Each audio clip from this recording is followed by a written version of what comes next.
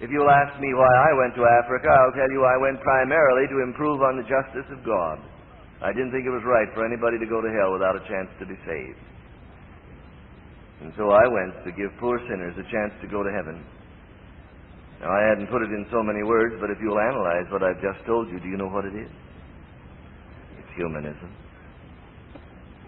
That I was simply using the provisions of Jesus Christ as a means to improve upon human conditions of suffering and misery. And when I got to Africa, I discovered that they weren't poor, ignorant little heathen running around in the woods looking for someone to tell them how to go to heaven. That they were monsters of iniquity that were living in utter and total defiance of far more knowledge of God than I ever dreamed they had. They deserved hell because they utterly refused to walk in the light of their conscience and the light of the law written upon their heart and the testimony of nature and the truth they knew. And when I found that out, I assure you, I was so angry with God that one occasion in prayer I told him that it was a mighty little thing he'd done, sending me out there to reach these people that were waiting to be told how to go to heaven. When I got there, I found out they knew about heaven, didn't want to go there. And that they loved their sin and wanted to stay in it. I went out there motivated by humanism. I'd seen pictures of lepers, I'd seen pictures of ulcers, I'd seen pictures of native funerals, and I didn't want my fellow human beings to suffer in hell eternally after such a miserable existence on earth. But it was there in Africa that God began to tear through the overlay of this humanism.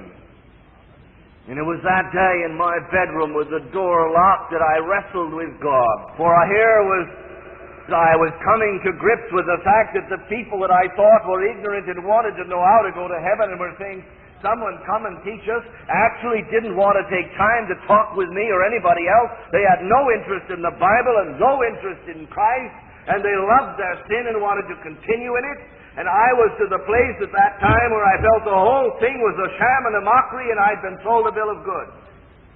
And I wanted to come home. And there alone in my bedroom, as I faced God honestly with what my heart felt, it seemed to me I heard him say, yes, will not the judge of all the earth do right? The heathen are lost. And they're going to go to hell, not because they haven't heard the gospel. They're going to go to hell because they are sinners who love their sin. And because they deserve hell.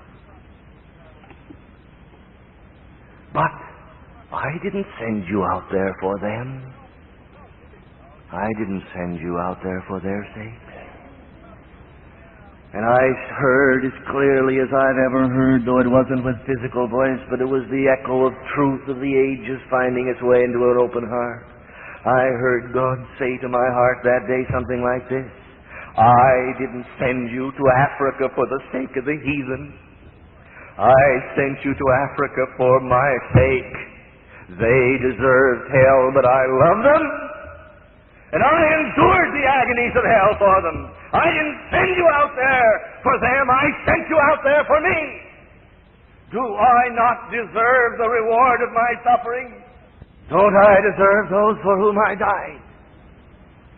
And it reversed it all and changed it all and righted it all. And I wasn't any longer working for Micah and 10 shekels in a jar, but I was serving the living God. And I was there not for the sake of the heathen.